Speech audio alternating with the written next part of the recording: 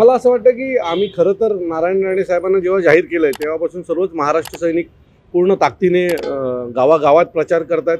महायुतीचा जो धर्म आहे तो आम्ही पाळण्याचा प्रामाणिक प्रयत्न करत आहोत आणि त्याचाच एक भाग म्हणून आज मनसेचे सर्व नेते हे आज कोकणात आलेले आहेत आणि नारायण राणेंसाठी आजची सभा आम्ही घेणार आहोत।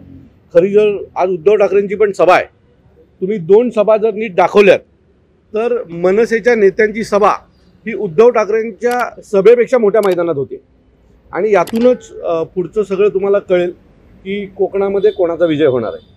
जर मनसेची सभा जर उद्धव ठाकरे मनसेच्या नेत्यांची सभा जर उद्धव ठाकरेंपेक्षा मोठी होणार असेल तर त्यांचा पराभव निश्चित आहे।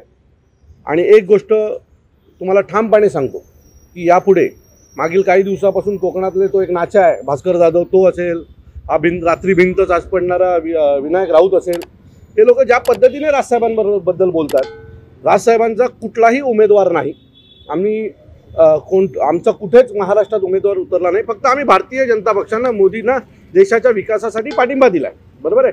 सो त्यांना एवढी मिरची लागली आहे की ते सतत राजसाहेबांबद्दल बोलतात आणि बाळासाहेबांचे विचार सोडून काँग्रेसबरोबर फिरताना त्यांना कोणालाच लाज वाटत नाही आहे। सो आम्ही सर्व नेत्यांनी शपथ घेतलेली आहे की राजसाहेबांबद्दल बोलणाऱ्या प्रत्येक उभाटाच्या नेत्याला पाडायचं।